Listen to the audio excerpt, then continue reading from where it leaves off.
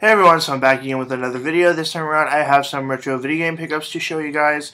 I don't have that much, but they're kind of interesting to me at least, and one game has a story behind it, so let's get to it. First off, I have two things to show you guys from this used bookstore that also sells video games and movies and other things as well, but it's mainly a used bookstore. I go there every so often just because I've found stuff there in the past. Sometimes the prices are decent, sometimes they're way overpriced, but I feel like for these two things that I got, it was a fair enough price.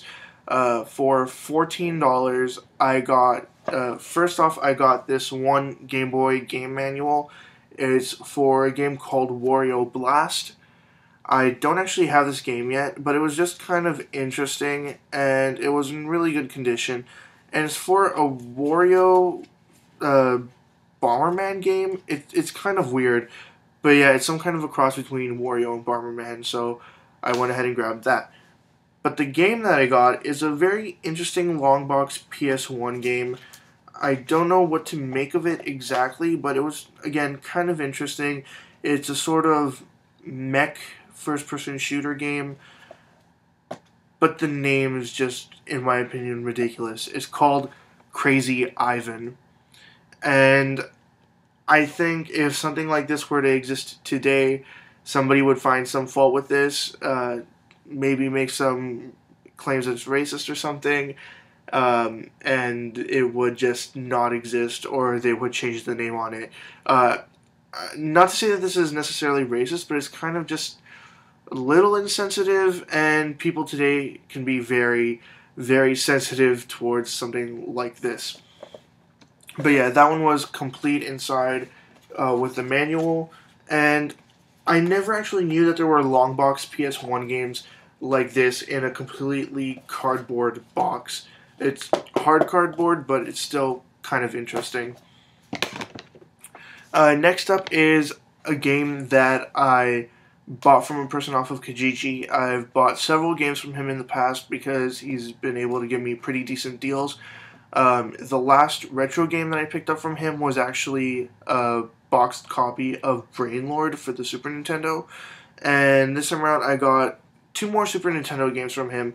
But the one game I actually traded it off right away. I only paid $2 for that other game, and it was just a second copy of Super Star Wars for the Super Nintendo. I paid $2 for that, and I ended up trading it for a game I'm going to show you after this one game here. Basically, for $17, I got this game here and Super Star Wars. I was originally just going to pick up this game for $15, but when he asked if I wanted Super Star Wars also for $2, I went ahead and got that too. The other game that I planned on getting for $15, which I thought was a good deal for this game, it's called Stone Protectors, and it's a game by Kemco. I haven't had a chance to really play this game yet. I plugged it in just to test that it works, but I honestly don't remember what the gameplay was like on this. But yeah, it's called, like I said, Stone Protectors, and I'll just put it up really close to the camera so you guys can sort of see it. Anyways, so the story on this last game here, like I said, I traded my copy of Super Star Wars that I got for $2 for this game here. It might not necessarily be a great deal, but for that story, it was a pretty decent deal.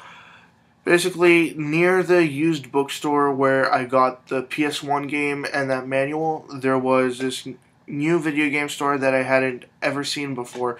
It was right next to a thrift store that I had stopped at, and I thought I'd go in and take a look.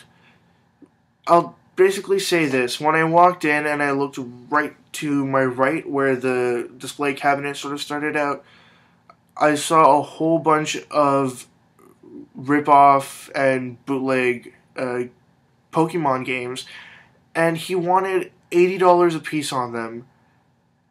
And they weren't in box, they were just the cartridges on their own. Some of them were complete rip-offs, and other ones were bootleg games that were hacks of the original games. but still, he wanted $80 a piece for them. Also, for $80, he had a real copy of Pokemon Emerald, just the cartridge. When I saw that, I assumed all his prices were going to be ridiculous. For the most part, they were. One other example is he wanted $195 for a completely destroyed cartridge only of Conker's Bad Fur Day, and he also wanted $500 for a boxed TurboGrafx. And I was disgusted by the prices he had there.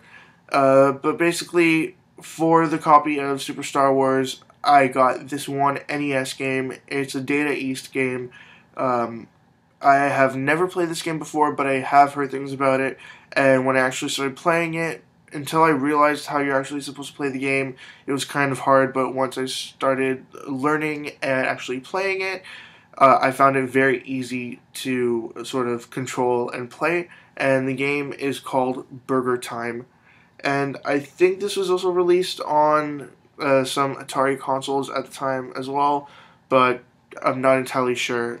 My knowledge about older games is fairly poor. I know some of the basics about NES games, what to look out for, and stuff like that. But as for Atari games, I know absolutely nothing. Anyways, that's all I got. As always, leave comments in the comment section below. Anything you'd like to say, comments, questions, suggestions, ideas, anything at all, and I'll get back to you as soon as I possibly can. Also, check out my 300 subscribers contest. It'll be linked in the description below. Check out my Facebook, Twitter, website. They're all linked in the description below as well. And that's about it. See ya.